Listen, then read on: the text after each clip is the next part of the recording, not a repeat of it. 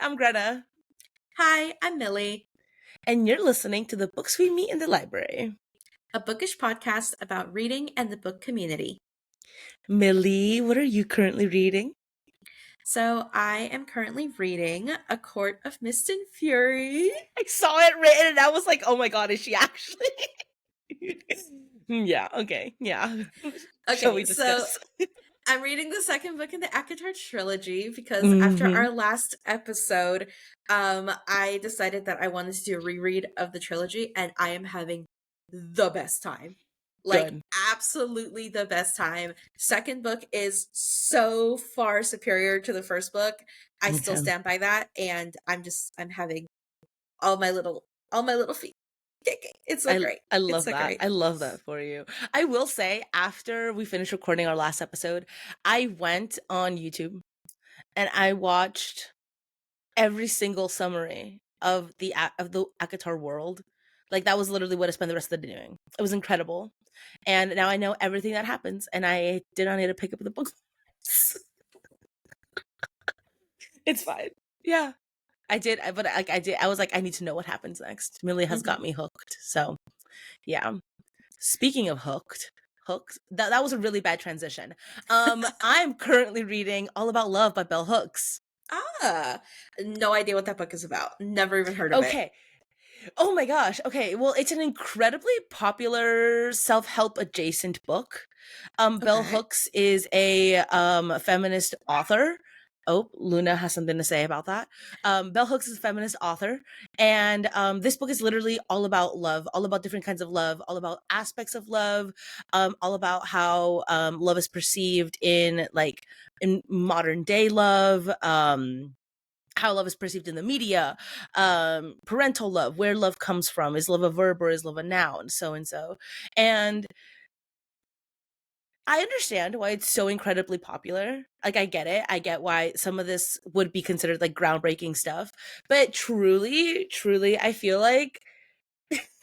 I feel like a lot of these concepts are not earth shattering if you have gone to therapy enough and have discussed in nuance your like relationships, romantic, parental, friendship, any kind of relationship you've had. If you've discussed it enough in nuance, I feel like I feel like this book is just giving you the words and the correct terminology to use when discussing these phenomena that happen within romantic or platonic or whatever relationships.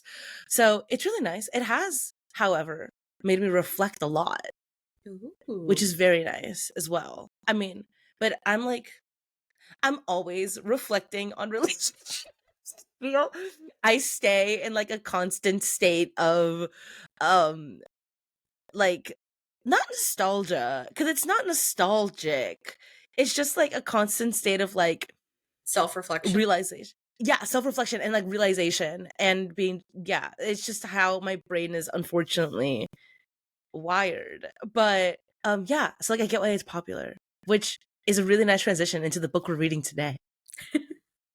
Okay, so honestly, you have me intrigued about this book, and I think I Yeah, might want to it's check it nice. out. Hmm. Um, okay, so the book we're reading today Hmm. is the final conclusion to the Green Sisters trilogy. And we are reviewing The Love Lyric by Christina Forrest. So Yes, exciting. yes. So So this is excited. a 2025 new release, and we are huge fans of Christina Forrest on this platform. Huge And it fans. is Actually huge such a fans. disservice. It is a ridiculous disservice that she's not more popular, and we are here to Yeah. advocate for that. Because if she Yes. once again does not end up on the Goodreads Choice Awards Yes. nominations, like not even the top 20, we're all going to riot in the street. Okay? No. By all, I mean you and I and our listeners. I Yes. expect the listeners to be there. Mm-hmm. If we have not indoctrinated you into the cult that is Christina Forrest, we were not doing our job correctly, honestly. Exactly. Okay, so this is a brand new release. It just came out, so Hmm. we got our hands on it, and we're gonna do a complete spoiler cover to cover review on it. But before we dive into it, we are gonna find out our thoughts on this book.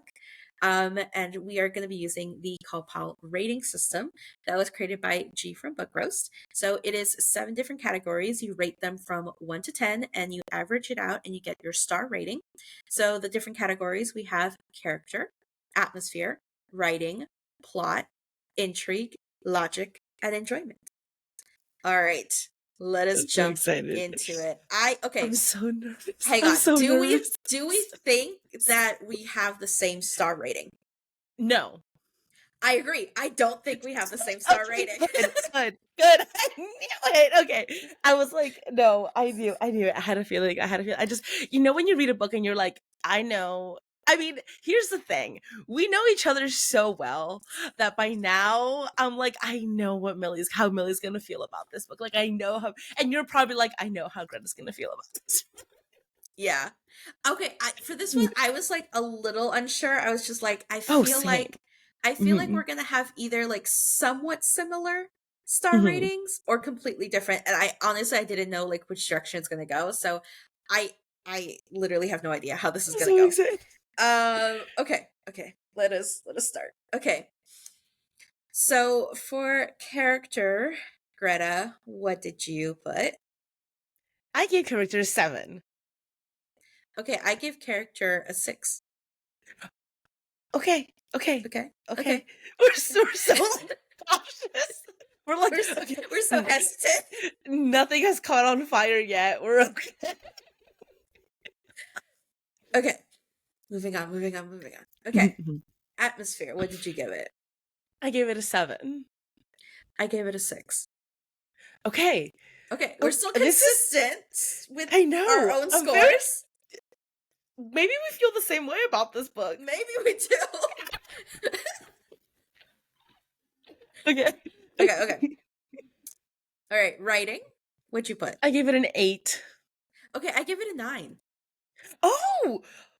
Okay. Whoa. Our guesses are... idea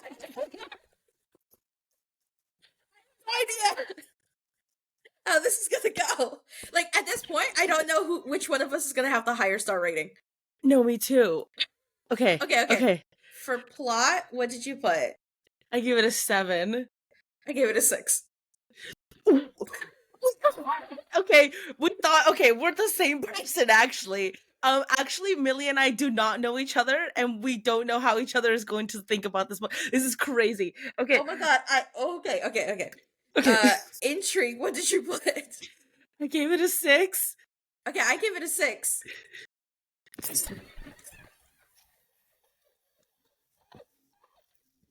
No, this is ridiculous. Okay, I'm crying. Okay.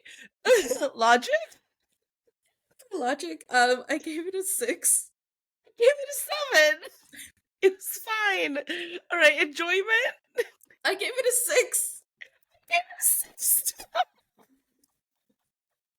What's your average? Oh my god, what is it? Okay, it's a 6.57. Mine's a 6.8. It's a 3-star.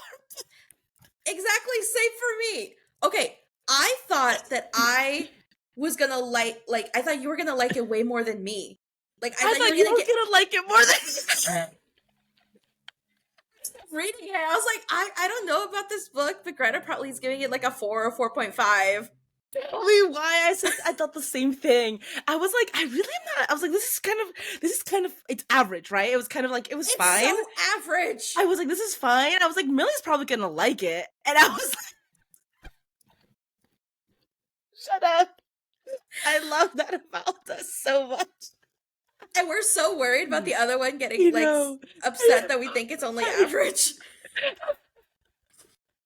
I was like, God damn, she's probably gonna like it. I was like, dang, I'm probably not gonna be able to live up to the excitement. No, that is the funniest thing ever. Literally, okay, wait. Flashback to 10 seconds ago. Just being like, we know each other so well. We know nothing. We know nothing, Jon Snow. Okay, that means that I believe we have the exact same rating in terms of our favorites in the series. It's 1, 2, 3. It's 1, 2, 3. Yeah, it's 1, 2, 3. Okay, we can all. Okay, great, We can great. agree on that. I'm I mean, very happy that we can agree on that. I mean that's also terrible because that means that we like each book less because it's Less, basically like 5, 4, 3. yes, but Yeah. okay. Granted, let's keep in mind. I do Mhm. want to point out that this book, we both agree, conceptually, the most difficult to write. Yes. As with the themes that touch on this book, conceptually, the hardest to write. The first one was so easy to, it was just the cutest little meet cute on the face of the earth. Literally, me in love with my neighbor. Okay, the cutest patootiest thing ever. There's lore there, listeners. um yeah, the second one also like a second chance romance, very cute, already established, you know. This one, very hard because of the topics that it discusses. Yes. Okay, I am so excited. Let's jump straight into it. I Please. cannot believe we have the same thought on this. That's Okay, hilarious. so going into it, just some content warnings. There are a lot of heavy topics in this book. We do touch on grief, loss of a spouse, there's a car accident, sexual content, mental illness. And the current Mhm. Goodreads rating for this is a 4.12. Now, that being said, the book literally just came out a month ago. Yeah. So bear in mind that it's going to fluctuate as more people are reading it and rating it. And the first and second one have almost the same Goodreads rating because I went back to look at them. And they're both like 3.8. That's so incorrect. It's not even funny. Exactly. So I have a feeling that this one is going to lower to match at Yeah. least the other ones. Yeah. But yeah, and then it's so funny because there's like people in the comments who are like like going back and forth and they're talking about which one is their favorite book of the series, but it looks like Interesting. majority say that the first one is their favorite. Yeah, because it's so good. Mm-hmm. It's literally such a good. Okay. I totally forgot that I have to do the Goodreads reading synopsis. So when I saw that, I was like, "Oh my god, jump scare!" I have to do this. This is part of my job. Okay. Here we go. Goodreads synopsis.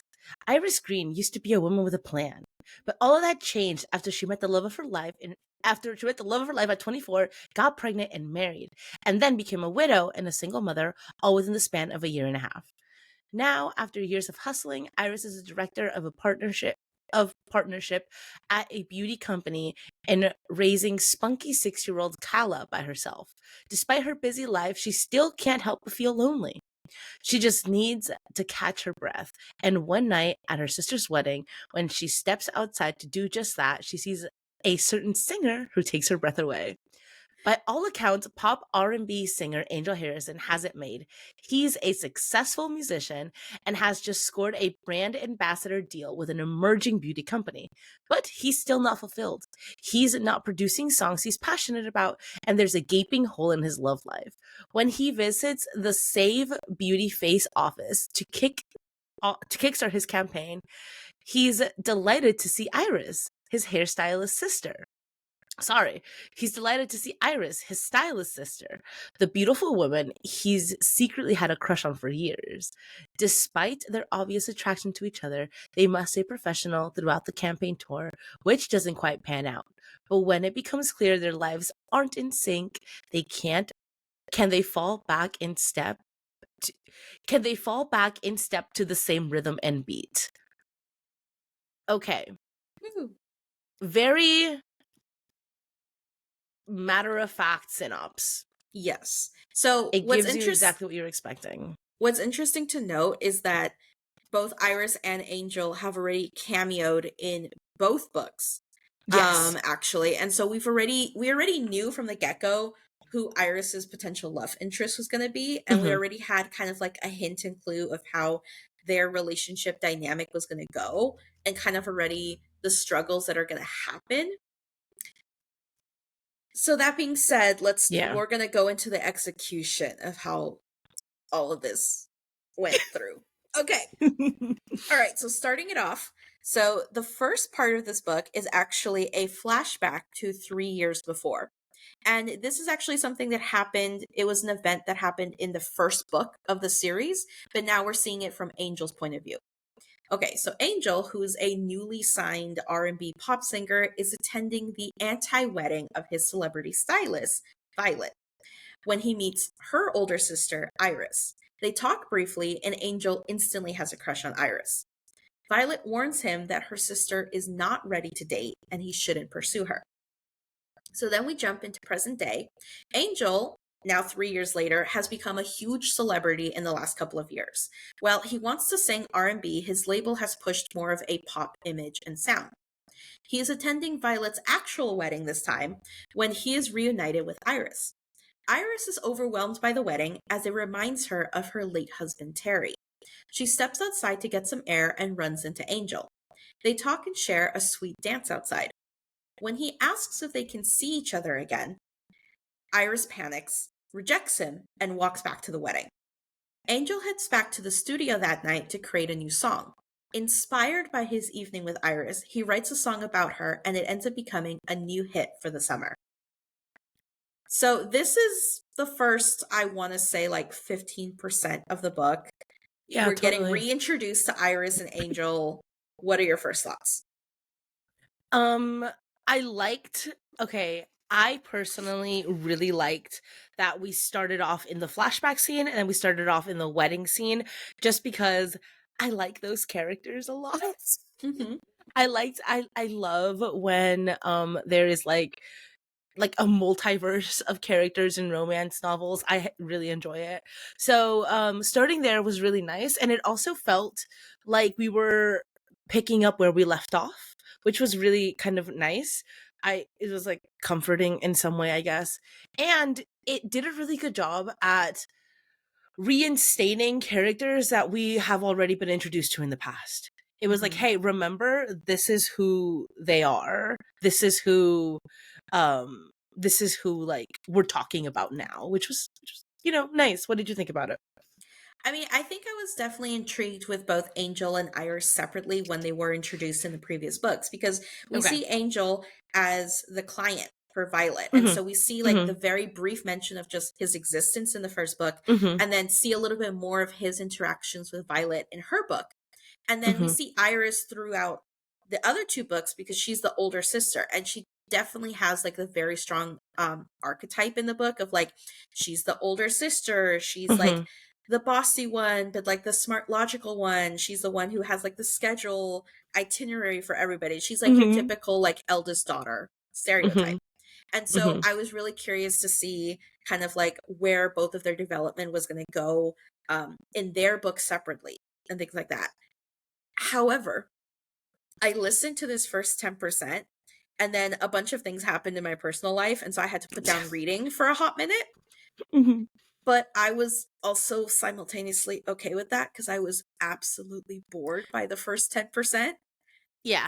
And then when I went to pick up the book later and like start it up again 2 weeks later, I was just like, I was like, maybe I was just bored because like a lot was going on in my life and I couldn't focus. Like, let's just jump back into it, refresh. And I was like, it is the same. Yeah. It was just Yeah. kind of dry. Yeah. No, I totally agree. Typically, like when read, we're gonna. I don't know about you, but I'm gonna keep on comparing this to other Christina Forrest books. When I read, The Neighbor Faber, how that book starts. Oh my One gosh, of the best starts to a book. ever.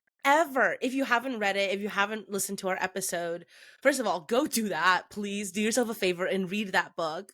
But also, okay, spoiler alert. It starts off by our main character is writing a letter to an author that she loves and is like thanking the author for creating this like fictional world. Come to find out the author is her next door neighbor. Okay, first of all, dead, deceased. Beautiful way to start a book. Because you're kind of establishing the character independently. Like that's who they are on their own and like they're coming together. Beautiful. This felt very okay, and then the second book starts off with our main character just being a hot mess. She is like literally on her way to Vegas, about to party it up, and like is just having a grand old time, and like is going into a CVS and picking up like a magazine, and it's just like cool, fashionable, very sexy kind of vibe. The way this starts is almost like melancholic and almost like kind of boring. It is. And the problem is that we get both perspectives. We get Angel's point of Yeah. view and Iris's point of view Mhm. at this wedding. And Mhm. unfortunately, their voices, like as Mhm. characters, are just Mhm. not strong. They're both Yeah. very kind of calm, chill characters. And so Yeah. following the action from their perspective is just a really like chill, slow pace, but kind of boring. Yeah. It's a very it's so sad to say that like a very like gentle like this relationship is very like gentle and very sweet and very like warm, and it's this is a warm hug of a relationship. Um but it was a little boring. And that's the thing is that like everybody was talking, okay, everybody in the reviews was talking about how Okay. this is like a slow burn romance. And I was like, No. it's not a slow burn romance No, because they fall for each other instantly. I didn't see any chemistry between these characters. Okay, I can see that. I can see that. I can definitely see that. I have notes. I actually have notes on how I would have liked to see this book go. Um I'm so excited because at the end we definitely need to do like an editing mode and rewrite this book. yes. No No, offense to Christina absolutely. Forrest, but we No, are going to no rewrite your offense, book. no offense. Christina Forrest, you are an absolute genius. And you gave us literally one of my favorite romance books of all time, which is The Neighbor Favor. I'm not even kidding. It is perfection. The Neighbor Favor and then like The 7 Year Slip are to me in the same apartment building. They're in the same Yes. apartment building in New York. Okay. Hmm. And they're twins. And then downstairs of that apartment building is a coffee shop where all of Emily Henry's books take place. Okay. Yes. It just is how it works in my head canonically. That's how it works.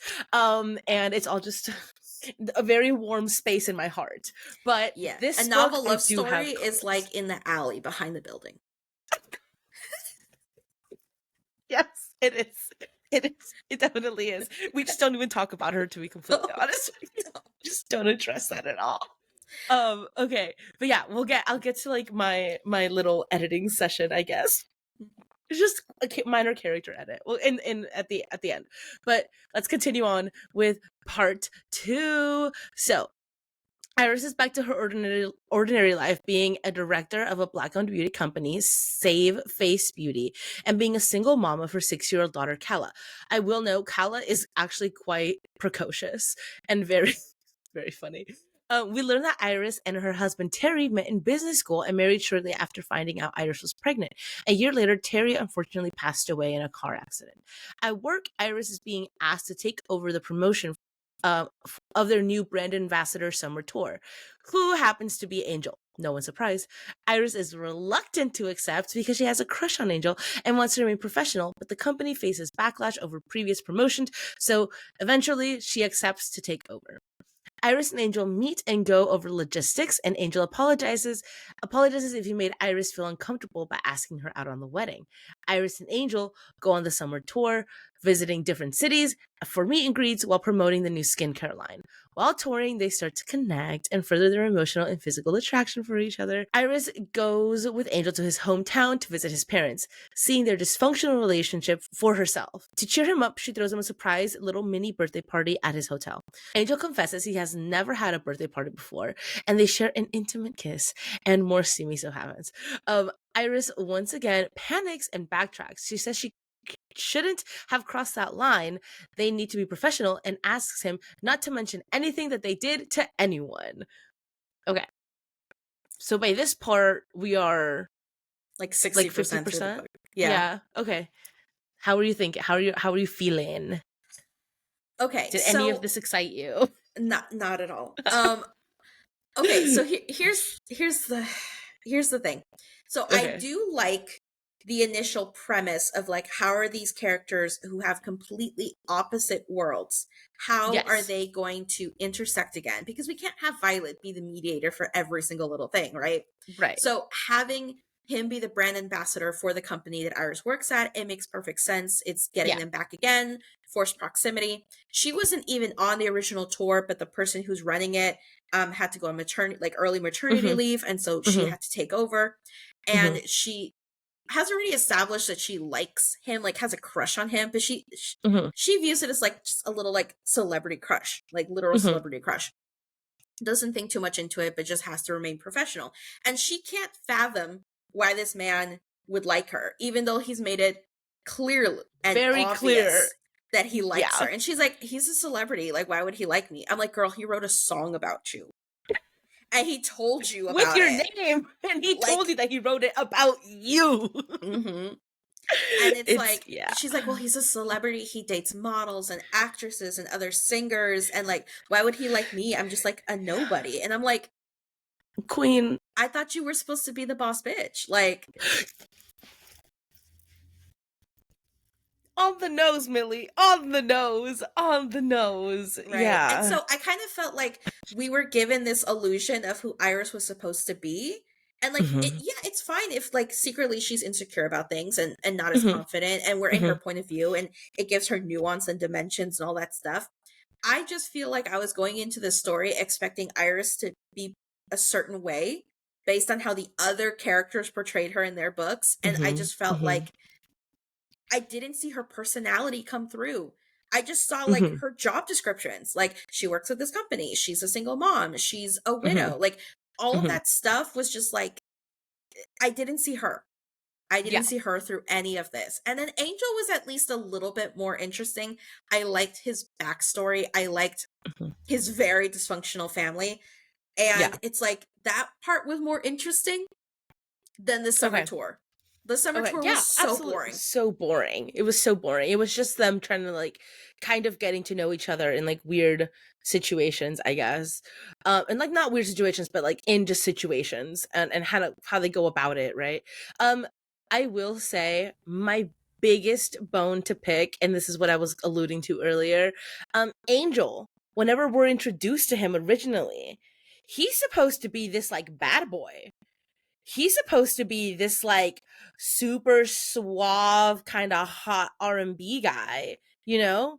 And he's just like a big old softy. And like again, not to say that that can't be like, in like the confines of like his own personal space, but I that's a one thing. I wish that they made him a little bit more insane in that I wanted him to be a little bit more upfront and almost aggressive towards his like and interest in Iris. Like Mm. I wanted him to deliver to her off, like have like a bajillion roses delivered to his office because he has the means to do that. He's a very successful musician, you know? And then if Iris was still like, I don't know if he likes me, I would have been like, that is funny. That is kiki. That is hee hee ha ha. You know, I wanted that. I wanted like if we're gonna paint Angel to be at this like no, I'm R&B singer and like I'm so cool and I'm so suave and like ladies man and he's like hot and he's sexy, like then give him all the other attributes to like romance Iris instead of just like writing a song. Like, yeah, he wrote a song for her and he told her. That's great. I love that. But also like send her flowers. Make her fucking fall in love with you. You know? Okay, That's what I wanted. and that's the thing is that like the way that Angel was written wasn't bad. It just felt like it was these two realities that were fighting against Yeah. each other because he was written Yeah. as like a gentleman, like a perfect southern Yeah. gentleman. He's so nice, he's completely respectful of her feelings, her boundaries. He understands that no means no. Like when he wanted to pursue her initially and Violet was like, "Yeah, don't do it." He respected that. Like he was written in a way to be just like a gentleman, which is Mhm. fine, but then you're going into the story with the preconceived notions of how they were previously introduced to us Mhm. in the other Mhm. books, and Mhm. then it's just conflicting Yeah. because they're both No, like absolutely. cinnamon bun characters. Yes. Yes. And if you are going to make Angel as like this very kind of proper and very just like sweet, very like wholesome character, like a cinnamon character, then please for the love of God, make him the most longing character to ever long. All right. I want this man to be groveling on his hands and knees, just thinking and romanticizing and fantasizing about her, right? Yes, he wrote a song. I need him to like Mr. Darcy hand flex for me to feel something. Okay, you know exactly what I'm talking about. Mm-hmm. Like, go one way or the other. All right, with these, stop making them so nonchalant. I want chalant. Okay, I want yearning. He needs to. Oh my god, he's just too cool. It almost feels like he's too cool, and she is too calm, cool, and collected. You know, he's just like he's just a cool guy. He's just a cool guy, and she is a very put together woman, and I wanted more. Yeah. And okay, tell me if I'm wrong, but from the first two books, it also alluded to the fact that there was going to be like an age gap thing, and Yes, they're fucking 3 years apart. I'm like, that's not an it's age gap. an age gap that does not make. No, 3 years an age gap does not make. Okay, no. I am expecting him to be in his honestly, what would be like ideal but also still acceptable, knowing like Like if he was maturity, like, like okay, like if he was like 28, 23. 26. No, no, like Oh, because I thought it was like an age gap where it's like he's like 23, 24, and she's like in her early 30s. oh, okay. So see, I'm thinking where it's still a little bit like plausible, right? So I'm thinking he is like in his like late 20s, like frontal cortex has developed, all right? Mm-hmm. Like he has at least one, oh my god. He has at least one single thought, you know, one neuron, okay? But she is probably like in her mid 30s. Mm-hmm. That's what I was thinking. We're like, Okay. yeah, so I was like, you know, he's probably like 28, 29. The concept of like settling down is like a concept to him, and she is like she's like 35, 36. You know, Mm-hmm. she's like been there, done that. I'm happy, I'm content. That's what I wanted, but like significant, give me 5 years, you know, at least 5 years. 3 years, 3 years is nothing when you are in your late 20s, early 30s, I feel.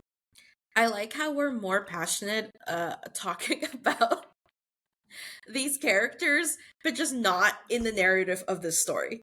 Yeah. Yeah. Yeah. Yes, it's unfortunate.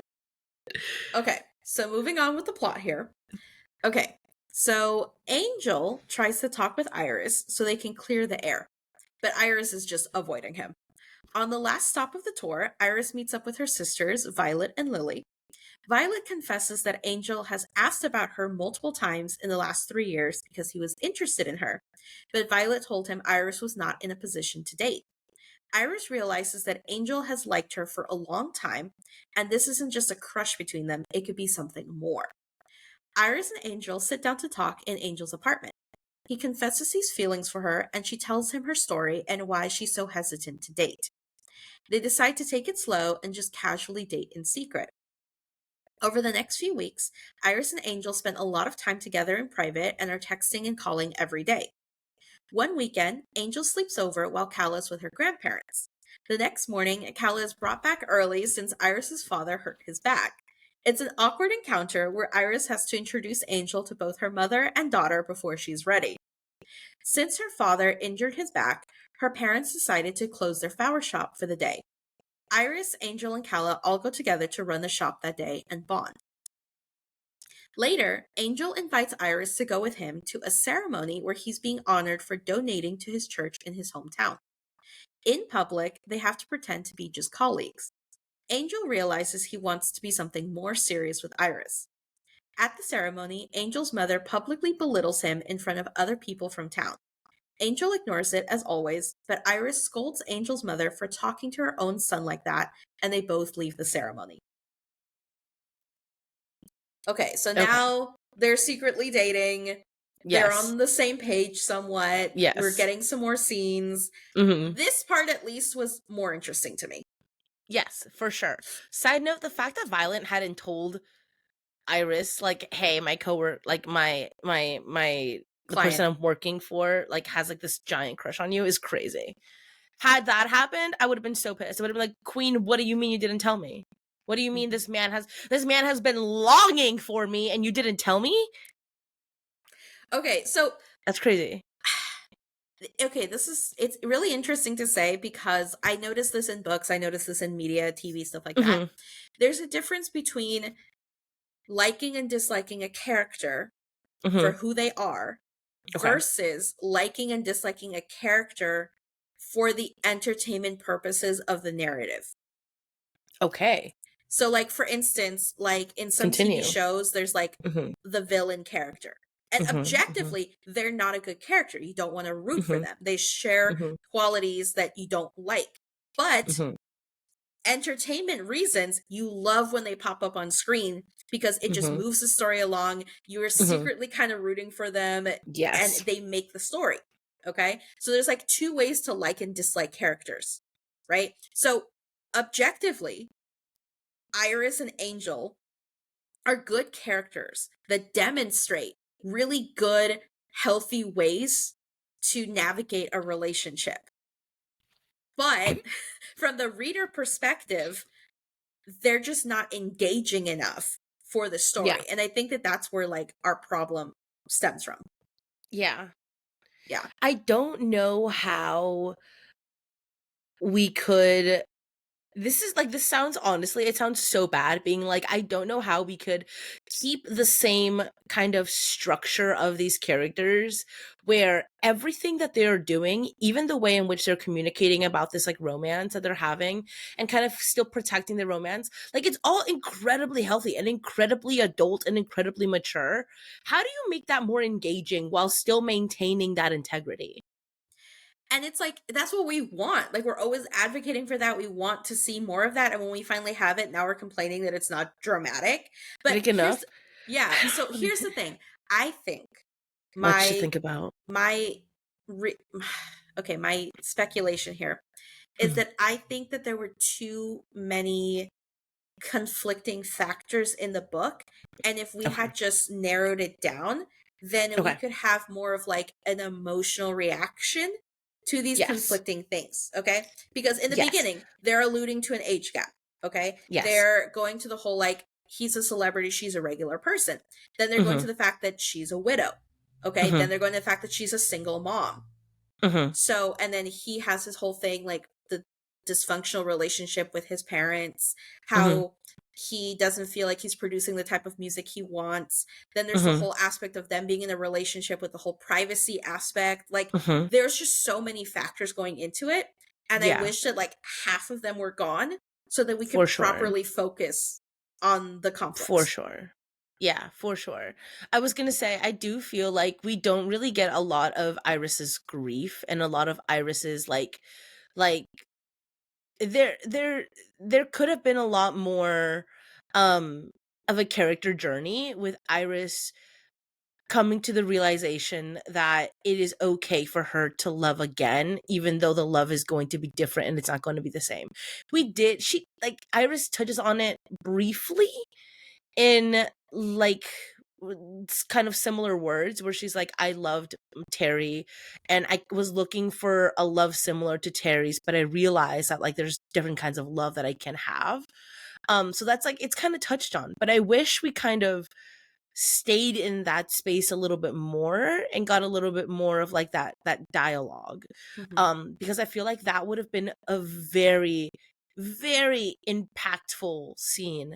I also think that it was a little bit unfortunate that with Kala, having a kid, I feel is like a very significant part of me not having a kid. Having a kid is like a very significant part of like life, right? And like Mhm. being a parent is incredibly impactful to how you maneuver relationships. Kala was only mentioned like 3 times. She was barely in the book at Yeah. all. And like I feel like I granted I have no experience being in a relationship with a partner who has a significant other where I mean not the relationship being in it that was I That's might, called I don't know. Polly. That's That called yeah. Polly. Yeah. No, I have no experience, being with like, having a serious relationship with a partner who has a child, like, who has a kid. Um, And I can only imagine, like, I can only speculate as to how that would be. But I do think that there might be a little bit more of a conversation to be had, and also a little bit more of like a flight risk, you know? Um, I, and that really wasn't touched on much. I feel like it was very seamless kind of introduction. Like, yes, Kala's a very like easygoing kind of kid, but like they just go work at a flower shop one day, and then it's like, okay, He's the one. everybody's happy. I know, no, literally, New literally. stepdaddy right there.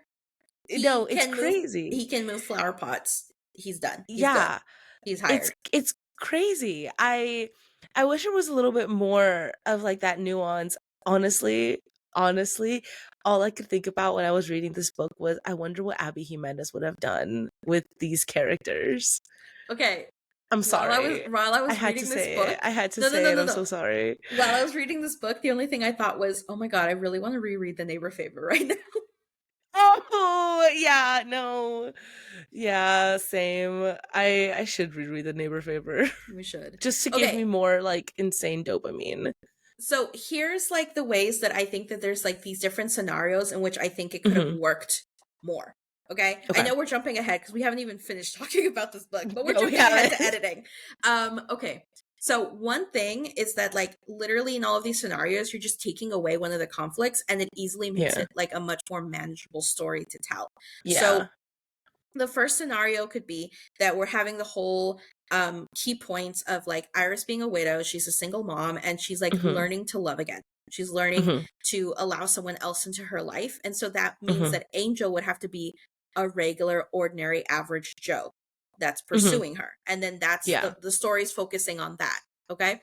Or it could be the case that um Iris, is the person working at the company. Angel's the brand ambassador. He's a celebrity. And now we're focusing on the whole celebrity versus ordinary person Power dynamic, dynamics. Yeah. privacy issue. She wants to like stay professional and rise up in the ranks. This will like hurt her career. And then we have like Mhm. that being the main conflict. But in this Mhm. scenario, we're completely erasing the child Yeah, the because, child and the ex-husband, yeah. yeah.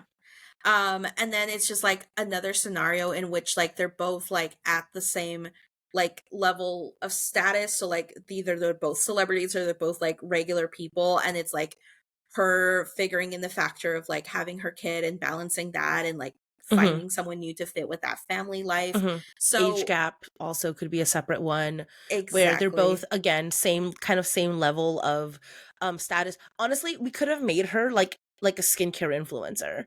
We could have Hmm. made her a skincare influencer and he could have been this R&B singer. Give them the same kind of similar, Instagram following whatever, but then just make her significantly older. And Hmm. he is this like, bad boy R&B, or even just if he can still be just a chill guy who's Hmm. just like, this musician, but this age gap brings up a lot of questions. Like maybe she wants to have kids and like is he ready, like that could have this conversation could have been had. Hmm. But everything that you're listing out is just very like specific kind of like chunks of this book that could have Hmm. been kind of, Yeah. fine tuned. And I think that it needed to be edited down because then we could have more scenes that were tailored for an Hmm. emotional reaction for the reader. Because Hmm. that's the problem. They had like these little scenes here and there, and I didn't feel anything. And I know that they were written beautifully because the writing for this is fantastic. And like the Christina Forrest writing is such a should have made yes. me emotional, but it didn't do anything Yeah. for me. Hmm. Yeah. No, I feel the same way. I mean, we can get through part 4 and then we can have like overall thoughts on the book, but Hmm. at the end of it, I was kind of like, okay, it's over. Hmm. Next, it wasn't I wanted more. Oh, okay. I just wanted to be more invested in the characters. I think it's what it is.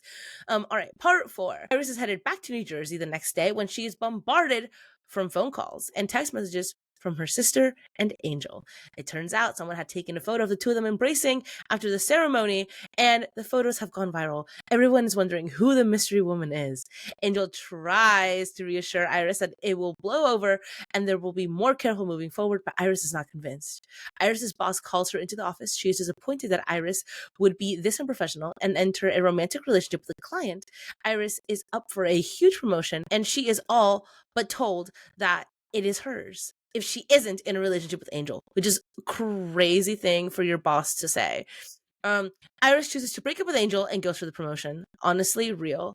Both are miserable, but are trying to go on with their lives. Iris realizes that she doesn't enjoy her career and wants something different in her life. She quits her job and decides to join the family business and help them expand.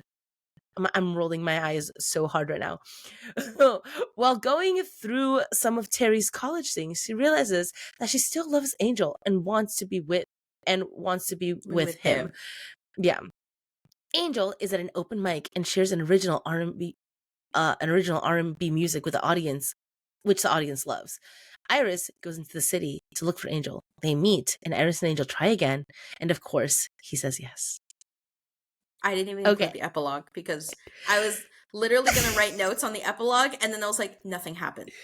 Literally Okay. nothing happened in the epilogue. For those who don't know, Millie is the kind person that goes through and does all of like our breakdowns for the books, and I am the editor, like the video editor, like whatever you see on camera or audio, that's me. But Millie does all of the other work, and she's a saint for that. And honestly, I don't flag you for not including the epilogue, because what happens during the epilogue, I honestly can't even remember, and I finished this yesterday. It's literally just 1 year later, and she's now the Okay. manager of the new flower shop. Yes. And it's just like, it's a grand opening, Yes. and everyone is there, and they're all like, kumbaya, and that's it. Yeah, which is a very like kind of like lackluster ending to this incredible trilogy. Yeah. Okay, Yeah. I will say my favorite scene in the entire book was when Angel was sleeping over for the first time, and then the next morning, I knew Delilah you were shows gonna up with say Calla, that. and he's Okay, just like half naked, and he's like scrambling to put on clothes. Delilah Green.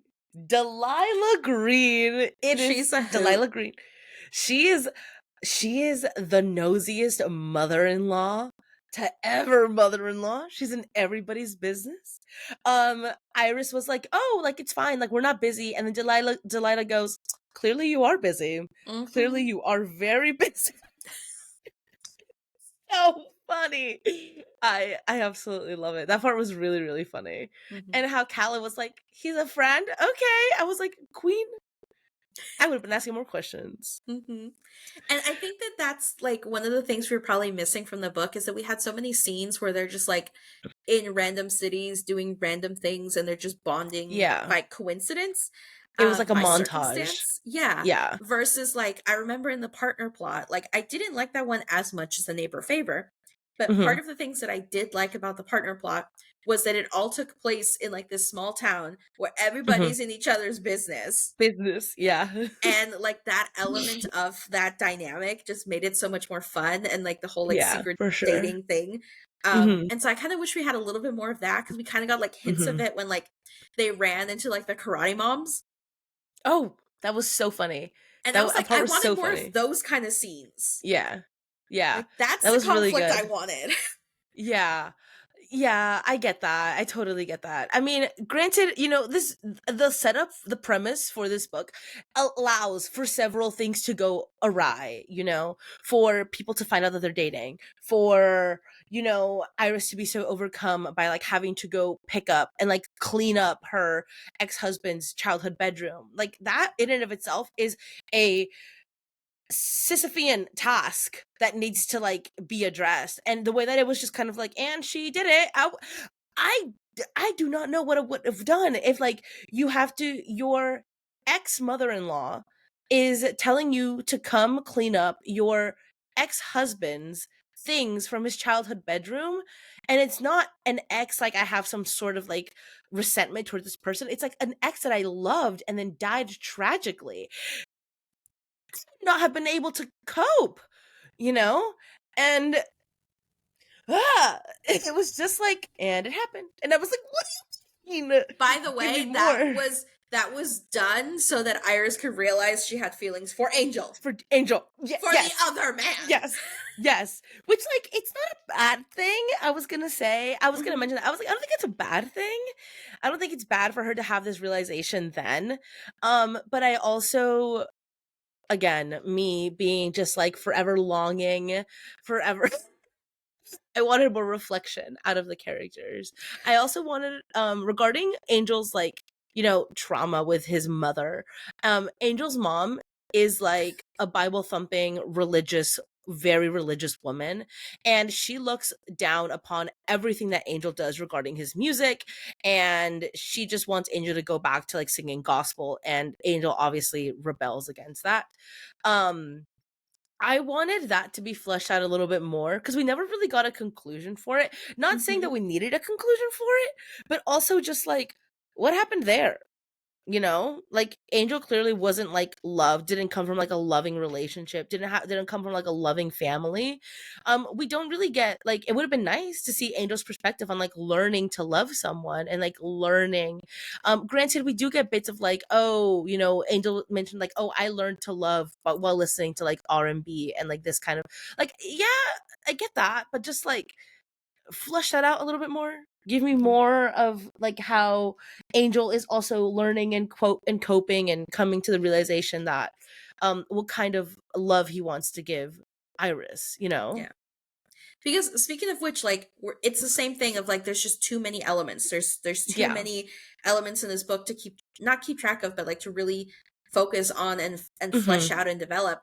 There's also a whole like side part of like Angel coming to terms with figuring out his difficult and confusing relationship with religion because of his mother's influence. Yeah, like that in itself is his own thing that was like briefly touched on too, and that was also interesting. And that's the thing, is that like, it's not that these things aren't interesting, it's just that there's so much of it and not enough time to give to all of it, therefore it just all feels blah. Yeah. Okay, here's my hot take that's gonna get me canceled because it's, oh god. okay I'm concerned. I'm like, am I gonna have to edit this? No, you're just gonna think it's funny. Are they gonna get an editing Greta here? Millie said the most unhinged shit on the face of the earth, and now I have to edit it out. So bear with me while I bleep everything. Okay. Here's my controversial hot take. Okay. Terry was about as interesting as a piece of dry toast. Okay? Well, Terry, the ex-husband. Yes. Because they were talking about like, at all. No. They were talking about how it's like her great love of her life and all that stuff. Yeah. And like they had this whirlwind romance, and like it wasn't like, whirlwind at all. It was so boring. It was the most boring flashback montage. Honestly, the Terry romance could have been the slow burn. That was a slow burn because they kind of like, they met in a class and they would walk together to class and they would talk about their notes, and it was a college romance. It's very sweet and very like wholesome and kind of warm, I wouldn't call it whirlwind. I would call it establishing love, but I wouldn't call it like ravished by the throes of romance either. I don't know. Consider me a hater. and that's the thing, is that I was just like, when she was like going off about their story and stuff like that, and I'm like, that's the guy that Angel's competing against. Like, I mean, yes. I mean, granted, when you love someone and like, it was also very tragic the way that he died, and they have a kid together, and like, I understand, but like, it almost felt like Angel wasn't really Angel wasn't over here battling ghosts. This is what I'm trying to say. I don't think Angel was competing against Terry. I think Angel was competing against Iris's like willingness to allow another person in, which is how I feel. Like, that I feel is very good.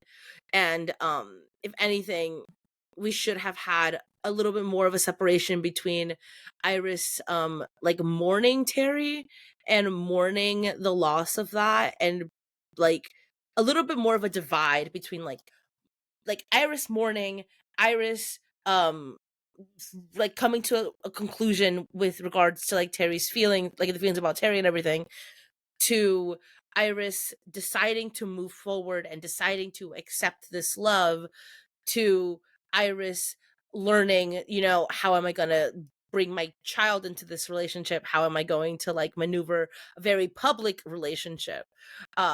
That would have been very nice. But then you also have like her career added. That's a really long book we're getting to now, Yeah. you know? Okay, wait. I just thought of something that would have been good. Okay. So imagine it without changing like too much of the plot, the chronological order. Imagine if we had like the 3 years prior, okay, and Angel meets Iris at the anti-wedding. And they have a moment where like she has to like excuse herself to go out because even though it's an anti-wedding, it still brings up memories of Terry, right? So she's excused herself to go out. Angel goes out to comfort her because again, it's their first time meeting, but he's like, this woman is crying. And Mhm. Iris is like crying, breaking down because his passing is still fresh. And That so would have been from that would the have been cute. because from the very beginning, then Angel would have known off the bat, like, oh, I can't pursue this person because she's still mourning, you know, her late husband. Yes. Yeah. But then it's like they're developing feelings for each other and he still doesn't want to cross that line.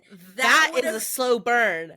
added the angst of like them wanting to be with each other, but then them not feeling like they can't be with each other for opposite reasons. He doesn't want to cross the line of like her late husband's memories if she's not ready. He doesn't know if she's ready. He doesn't want to be that person. And then she's just like, I don't know if I'm ready. Like that would have been like, that's the angst we needed.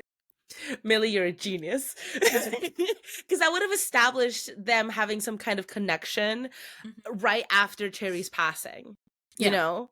Mm-hmm. And he would have been like, I want to pursue this person, but clearly she is not ready. And Iris would have started on a like recovery. We would have seen Iris through a recovering journey. Yes. Oh my God, babe, did we just rewrite the book? I also You know that meme that's like two dumb bitches telling each other. I'm just like, yeah. yeah, that's us. But okay, the savage part is that in our edits, we're like completely taking out the 6-year-old. Okay, in my defense, I am child free and I have no interest. Okay, this is my hot take, and this is probably what's going to get me canceled. I have no interest in. See, even Brownie agrees with me. I have no interest in seeing children in my. I'm so sorry. Same, I am. but same. I live in a world where every love interest is a super successful, high functioning woman set place in a major city. And she's just like a total badass. And a little something happens that causes her to like, whoop, spiral down a little bit. And then we get a incredible romantic like forthcoming. And that is how I love my romances written and how I love my romances to like take place in. And I don't know, a kid just like throws a wrench in everything. I mean that pretty much sums up parenthood there, right there. But Caveat, keep in mind, Millie is a parent. Millie is a parent. We're not just bashing Also- children. Also, I don't hate children. I love children. I think children are incredible. And those people that get mad whenever like you're out at a restaurant and there's like a little kid crying, why are you it's like it's a fucking kid. It's probably never been outside. All right. It probably has never interacted with this many people. Like, please, I feel like people who like don't like children, I feel like people who don't want children get like crazy fit into this box of like, well, you just hate all kids and like, oh, they're crotch goblins. And that's not the case. I personally love kids. I feel like kids deserve more rights than they currently have in society. I am very pro kid, pro children. I just don't want any because they ruin my lifestyle. Fair Well, enough. that being said, get this kid out of this. I think that writing kids in romance books can work, but it's difficult to work and it has to be, for lack of a better word, a priority in how it's Yes. written. And it can't be an afterthought. Like, no shade, but it can't be an afterthought. This kid was an afterthought. Though this kid wasn't actually an afterthought. It was just like, Angie has a kid. Angie has a kid. Yeah. Which, like, I guess ties her deeper to Terry, but it would have been just as effective Yeah. had the kid not been there, you know? Mhm. Especially because Kala is just literally with her grandparents the entire time. She's literally like dropped off at a summer day camp while they're on tour, and then is Yeah. just with her grandparents in every other scene. Yeah. Yeah, I guess that's what happens when you have, like, an extended relationship. Like, when you have, like, an extended family who's, like, willing and, like, able to take care of kids and stuff. Had she been, like, a truly single parent, that would have been entirely different. I'm sorry. I'm realizing the hypocrisy about the fact that we're recording this episode and I just dropped off my kid with his grandma for the day so that I can record this episode without him screaming in the background. No, but, like, that's the thing. Like, being able to do that, being able to drop your kid off somewhere, like, so for, like, additional childcare is a luxury. Mhm. Being either being able to provide childcare yourself on a regular basis, or hire someone, have family that is willing to provide childcare, is such a luxury. And that's why I say it takes a village, right? Because you need more than one person to, like, raise a kid. And that's why being, like, a truly single mother is one of the most difficult things on earth. I personally think it's like, being a single parent is one of the most difficult things on earth if you are truly, like, single on your own. And in this economy, you probably don't have the means, you know? That's Mhm. why it would have been really nice to, like, explore that. But given the family dynamics that we already know of the Green family, there's no way Iris could have. Iris is never alone. Yeah. All right. Iris is never alone. Iris never has anybody that she cannot depend on. So, yeah. Yeah. And I think that that's part of the reason why, for me, it just like having the kid, having Kala be a character in this story, the way it's written doesn't make sense because I like, okay, yes, I'm also like a first time parent. Yes, I have anxiety. Yes, my kid is still a baby, but like, he is constantly at my forefront. Like, I'm constantly thinking about him and what he needs Hmm. and what I need to do for him. Hmm. So the fact that that's kind of like not written into the narrative Hmm. for this book, I think that's the part Hmm. where it's like the disconnect Yeah. of why we're saying of the child character feeling like an afterthought. No, because it definitely is an afterthought. Yeah. Because it isn't, the thing is, it's an afterthought because it doesn't need to be a thought.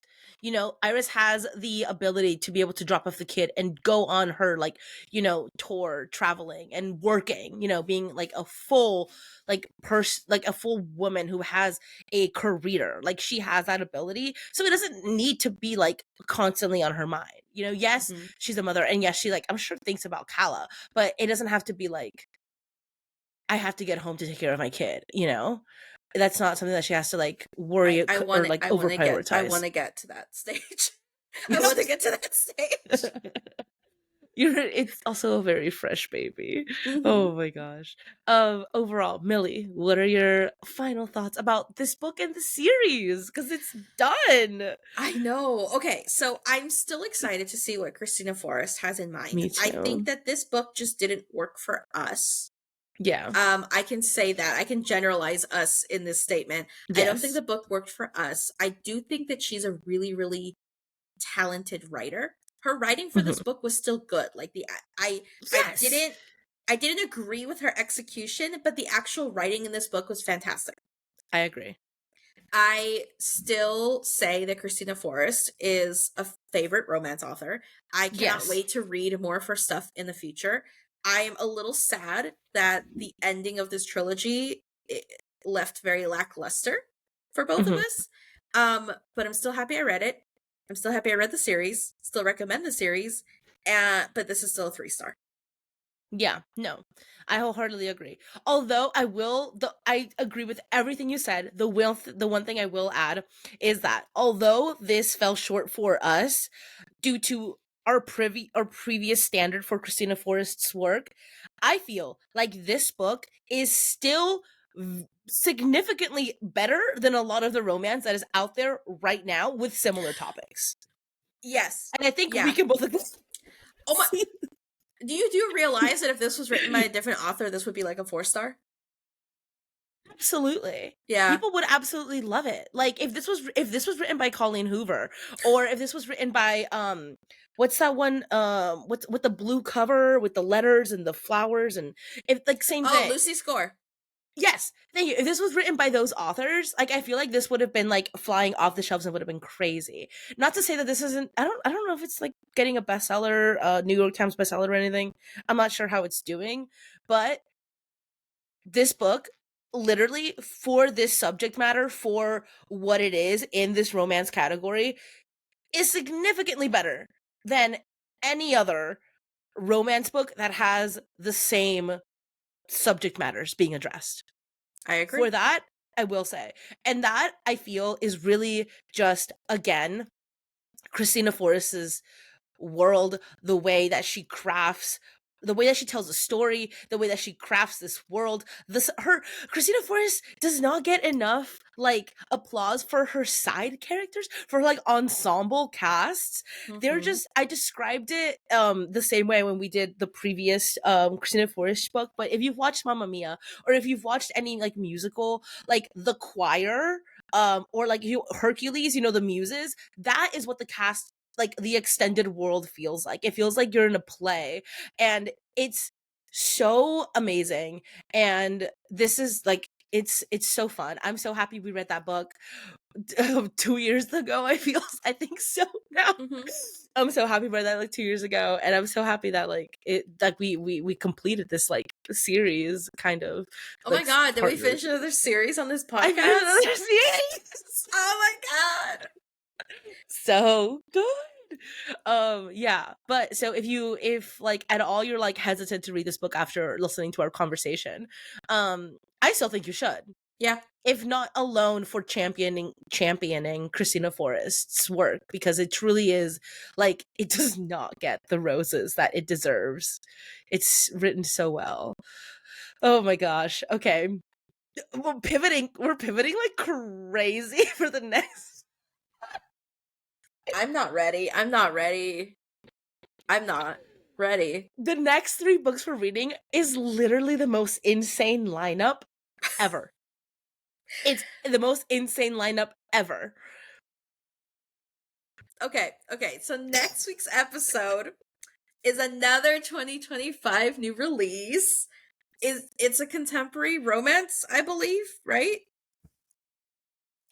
I would Yeah. call it that. Okay, okay. It is Deep End by Miss Allie Hazelwood. I am not ready to read this book, but we're gonna do it anyways. And then afterwards, the next 2 books that we have being episodes being released. The first one is gonna be Monstrilio by Gerardo Samano Cordova. And then following that up, we're gonna be reading The Paris Apartment by Lucy Foley.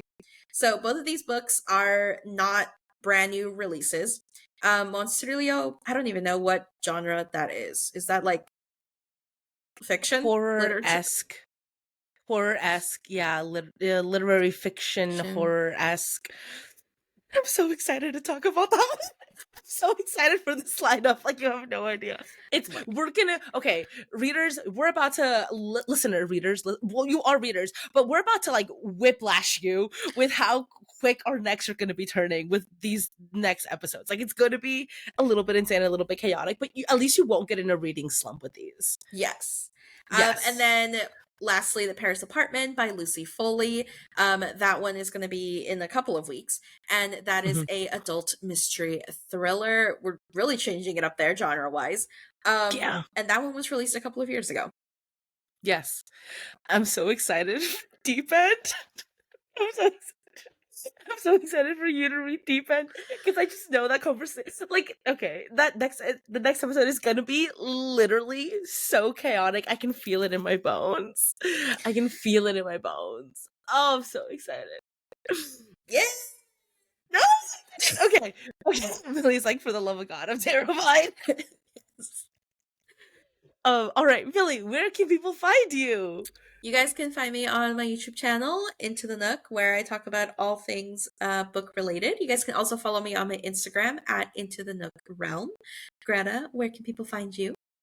You can find me on YouTube at Greta's Favorite Things and on Twitch. I Twitch stream every Monday and Wednesday at 6 p.m. and 7 p.m. PST.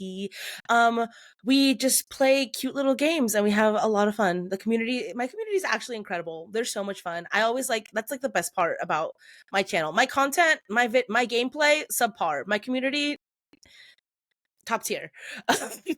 So we will be back in 2 weeks with Deep End by Ali. I'm so Pray excited. for us. I am on a journey to get Millie to like add Ali Hazelwood to just the rotation. Also, side note, Ali Hazelwood announced part 2 to Bride, the sequel to Bride. I'm so excited. I think you're gonna need to bring back Cynthia for a guest episode. Yeah. I'm gonna bow out and take a vacation, and I'm gonna let you handle that. I would graciously accept that because I completely understand. Granted, I did not like Bride, but will I be reading the sequel? Well, yes, absolutely, because I have to by law. Actually, oh my god. Okay, we'll see you next time. Bye. Bye.